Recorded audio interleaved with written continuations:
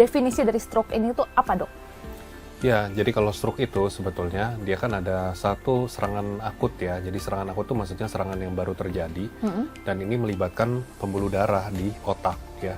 Jadi sebenarnya memang stroke ini sendiri juga nggak harus ada di otak, sebenarnya ada di mata dan juga di tulang belakang. Cuma memang kita memang pasti bahas yang paling sering terjadi yaitu memang yang di otak, yang memang sering banget ketemu dan juga sering banget yang tadi menyumbangkan Kematian. disabilitas dan juga mortalitas ya. Itu memang sangat-sangat sedih kita kalau kena pasien-pasien yang seperti ini dan kebetulan kasusnya beberapa ada yang sulit atau kompleks dan ada yang kadang sulit diselamatkan juga gitu ya. Oke, nah Dok, aku sempat baca-baca nih kalau ternyata stroke tuh bisa terbagi menjadi dua ya, yaitu penyumbatan dan juga pendarahan. Mungkin bisa dijelaskan Dok kayak gimana dan bedanya kayak gimana? Ya, jadi simpel aja sih Tribuners. Kalau misalnya stroke itu harus dibedakan dulu. Yang satu itu basically pembuluh darahnya mampet, yang satu pembuluh darahnya bocor.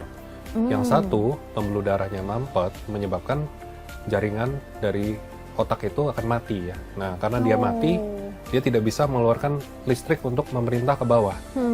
Akhirnya kan ada Jadi yang kelumpuhan. lumpuh ya. Jadi sebetulnya mampetnya di atas, jadi jangan dipikir mampetnya di tangannya gitu ya. Mampetnya itu di atas sehingga sel otaknya mati. Nah, yang kedua, kalau perdarahan apa yang terjadi ya? Berdarah, ngocor darahnya, lalu itu kan akan menekan gitu ya. Menekan dari sel-sel otak yang harusnya dapat darah secara benar dari pembuluh darah, malah dapatnya seperti semacam air bah gitu ya. Lalu tertekan seperti itu, pasti akan ada timbul kerusakan juga. Dan juga karena itu memang kadang bisa terjadi dalam waktu yang singkat dan volumenya bisa besar, bisa mengancam nyawa lebih sering dibanding yang sumbatan seperti itu. Oke, tapi Dok, membahas mengenai dokter neurologi atau spesialis saraf, cakupannya apa aja sih Dok selain stroke ini? Iya, jadi cakupan kita sebenarnya cukup banyak ya. Jadi kalau dokter saraf atau neurologi ini dibedakan dulu dengan bedah saraf ya, jadi atau neurosurgery. Jadi kalau kita itu adalah ibaratnya mirip dengan penyakit dalam. Kita ngobatin tanpa harus menggunakan pisau, kita tidak melakukan pembedahan. Nah, kita memang bisa ngurusin pasien stroke, pasien nyeri banyak sekali ya.